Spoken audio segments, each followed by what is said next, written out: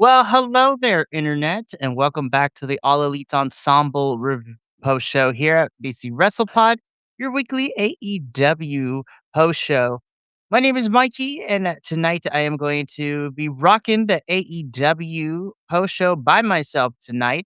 My regular scheduled co host, Benny, is taking the night off. He is enjoying his birthday. So happy birthday, my friend. And this is a big one because technically this is our go home post show. So this is the last show that we are going to be covering Dynamite and Collision because next Tuesday we are going to be talking about AEW's All In. So we're going to be covering our pay-per-view next Tuesday, so that's going to be a lot of fun. And we're having a watch along this Sunday, but more on that information a little bit later. So tonight we are going to go through the Wednesday, August 19th edition of Dynamite and the August 22nd edition of Collision. And then we're going to make our predictions for All In with the card that we have so far. So without further ado, let's just get into it. As always, we're going to start with AEW Dynamite. And I'm just going to be running through Dynamite and Collision as fast as I can and then talking about All In. So pretty self-explanatory shows this week. We kicked Dynamite off though with a trios match. Last week, Will Ospreay was still running into some problems with the Don Callis family. So Will Ospreay called up some of his United Empire boys. In this, he was able to get a hold of Francesca Akita, and they took on Brian Cage, Rocky Romero, and Lance Archer. Very fun stuff. It keeps Will Ospreay busy as him and Kenny will be having their match at All In this Sunday. Really fun stuff. Some spots I really enjoyed here. I really enjoyed Francesco Akita doing the chops to Lance Archer because the size difference is hilarious. And then, of course, the ending with Rocky Romero doing the shimmy shake with Will Ospreay hitting the hidden blade for the win. Really fun match. Gives Ospreay the win. And yeah, I mean, I had a good time with this one. Now, after this match, though, it's backstage. And he's played devil's advocate in this whole entire match that is happening between him and Fletcher and Takeshita for the international championship. It says that it doesn't matter who wins as long as it stays in the Don Callis family. Kyle should be good with that, and he is okay with it too. Which prompts Kyle Fletcher to go out and cut a promo in which we get a returning Takeshita just completely decimating Kyle Fletcher, letting it be known that he hasn't forgotten what happened and he's coming back for his title. I honestly think, and a lot of people have been saying that this match is probably going to be like one of the best matches on the card. I think it's going to be really good stuff too. And honestly, I'm looking forward to it this Sunday. And we're going to talk about predictions about who's walking away the champion. So, more to come a little bit later. After this, though, we get into our sit down interview with Renee Paquette. This is probably one of the best segments that we have seen so far for this feud going into All In. And it definitely solidified, if it wasn't already established before, who is the face and who is the heel in this feud. Kenny Omega spouting some nasty jabs to Will Ospreay about his mother and his son. Just pure venom coming out of his mouth and getting under Ospreay's skin. Man, this match is going to rule this Sunday. So this is the precursor, though, to what happened at the end of the show. So we're going to talk more about that here, but really great sit down segment. Kenny Omega officially letting everybody know that he is the heel in this one. So this is going to be a fun match to talk about in our predictions. But after the sit down, we get into our next match, which is a four-way dance for the TBS Championship. Of course, this is our TBS champion, Miss Maya World, defending her title against Persephone and Hikaru Shida. So really fun stuff here. Honestly, I thought this was a really fun match. Chris Statlander probably is my favorite thing in this match.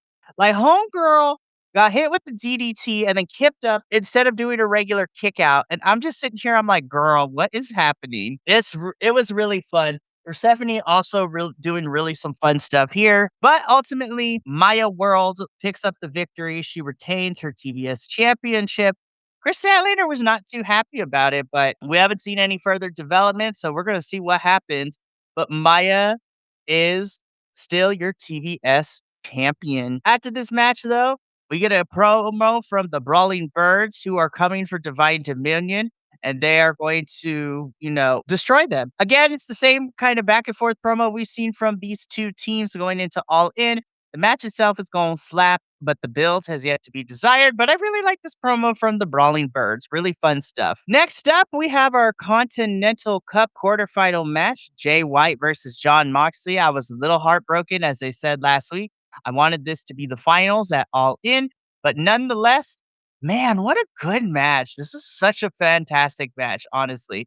Moxley does really well to work with anybody, and Jay White just is like one of the best like counter wrestlers I have seen within the last couple of years. This was a really fantastic back and forth.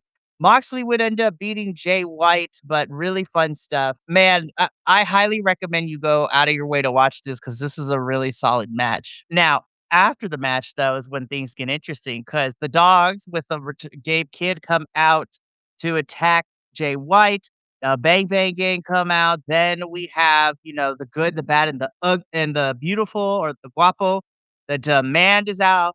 Basically, Hangman Page throws down the challenge that anybody who wants a trios championship can come get some, and everybody out here doing stuff. So I'm like, all right, we're gonna see how this works. Backstage, Maya Worlds is being interviewed by Renee.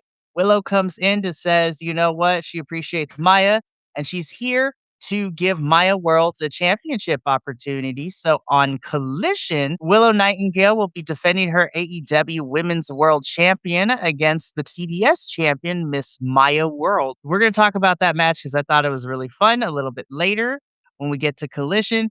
But this is a precursor because Willow was getting ready for her interview face to face with Mercedes Monet. But before that, though, John Cruz coming out here cutting a promo in Spanish on the behalf of NJF to Andrade. Andrade coming out to beat down John Cruz in a quick squash match. MJF cuts a pre-tape promo from his jacuzzi talking about how Andrade is like not a threat and he's going to win the Casino Gauntlet match at All In to go and get his championship back that he rightfully deserves. Really interesting stuff. I'm excited to see who else is going to be in this Casino Gauntlet match at Wembley, but really fun stuff. Now, if anybody who is of a certain age is very familiar with the song Nuck If You Buck, that is exactly the best way to describe how this interview with Renee went. Willow and Mercedes shading jabs as they had to be separated in separate rooms when doing this, interview with the crowd. Then, of course, the earrings come off and all hell breaks loose.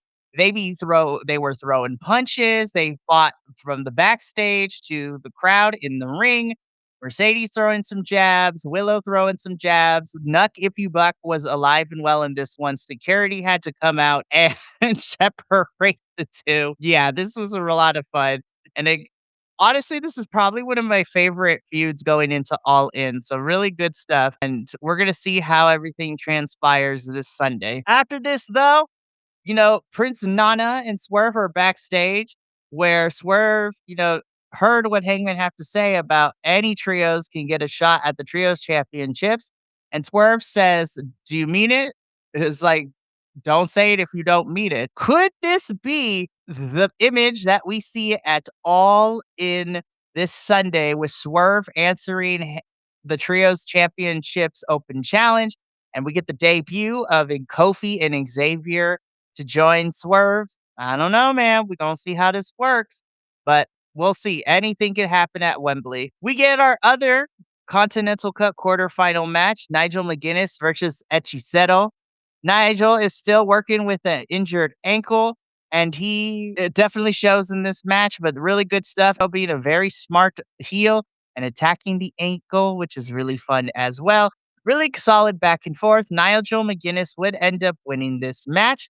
Moving on to the semifinals, which we will talk about what those matches entail a little bit later. But after this match, though, Kevin Knight kills Darby Allin with some pyrotechnics, which leads to an on-screen debut of Stephen Borden, Sting's son, getting after Kevin Knight for attacking Darby. Yeah, really good stuff. I was a little worried because I felt like we kind of forgot about Kevin and Darby's feud, and we really only heard Darby talk. Like, this was really great from Kevin, being a solidifying himself more as a heel. Love to see it. Now, we get to our main event at Dynamite, the trios match. Kenny Omega and the Young Bucks taking on El Clon, Davis, and Doyle of the Don Callis family. Really, really fun stuff. Kenny Omega and the Bucks pick up the victory here. But then after the match, Will Ospreay comes out.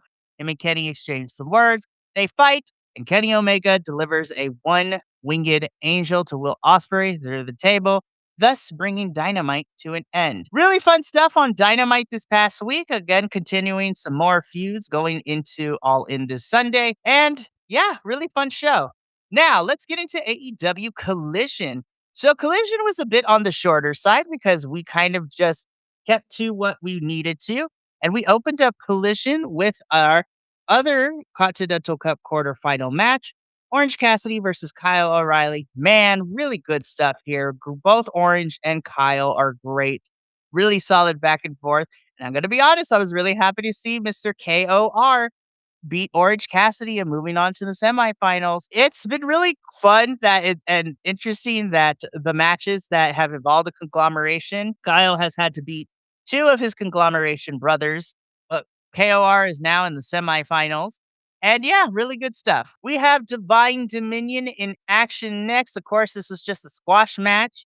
So they end up retaining. The Brawling Birds come out to fight. Again, really, the formula has stayed the same over the last couple weeks, so can't really complain about it. Jungle Jack Perry, after his conversation with Swerve, he calls it out as do or die time. So Perry challenges Swerve to a match on Dynamite. So we're going to see how that goes tomorrow night.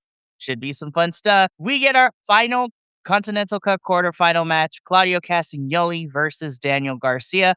Originally, it was Claudio Castagnoli versus Eddie Kingston, but Eddie Kingston was not medically cleared. So at Ring of Honor's Death Before Dishonor pay-per-view the night before, on Friday, we had Adam Priest and Daniel Garcia compete in a play-in match, which Daniel Garcia won. So now he had to find his Death Rider stablemate in this match.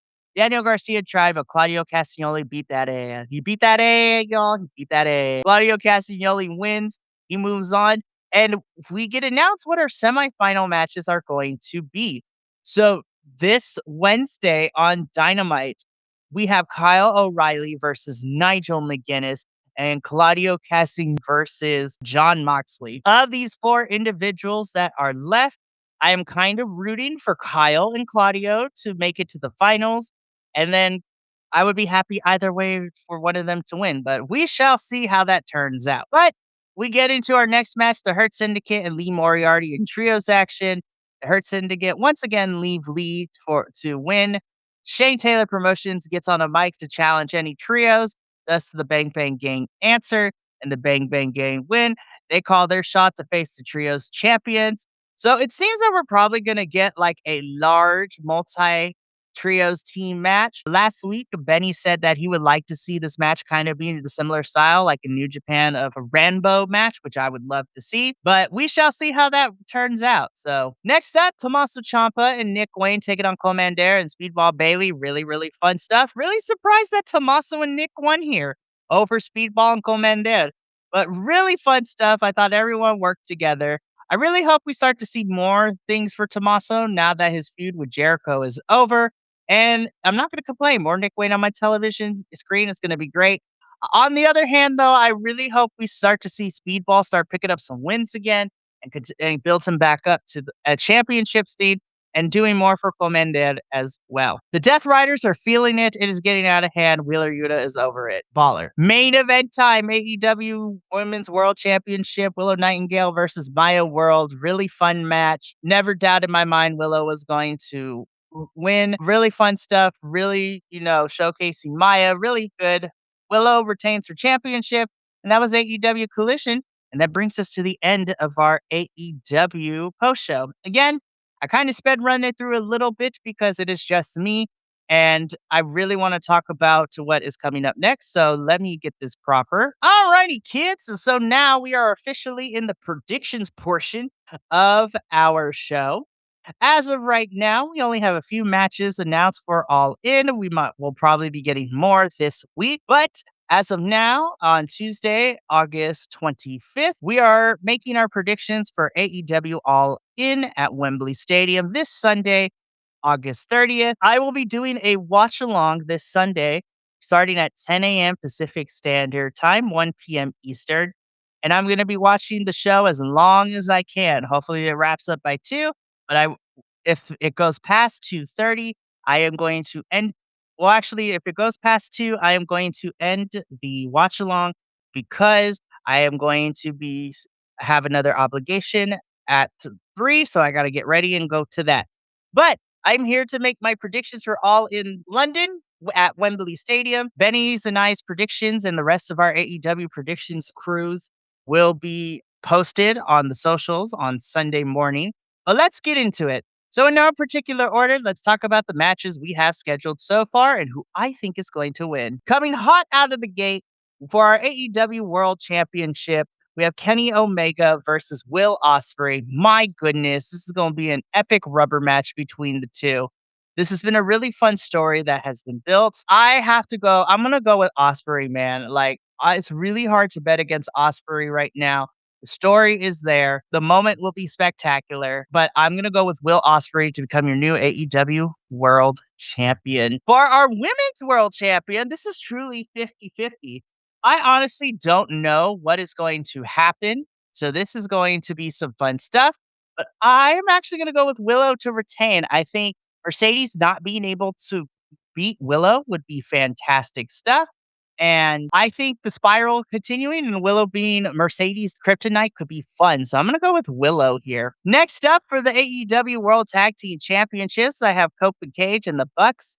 I can't believe I'm saying this. I'm going to go with the Bucks. I think the Bucks are going to win here, but who knows? I can see Cage and Cope retaining as well. But I'm going to go with the Bucks on this one. Next up, we have Divine Dominion and the Brawling Birds for the AEW Women's World Tag Team Championships. Again, the story going into this has not been my favorite. It's the two ambushing and attacking each other.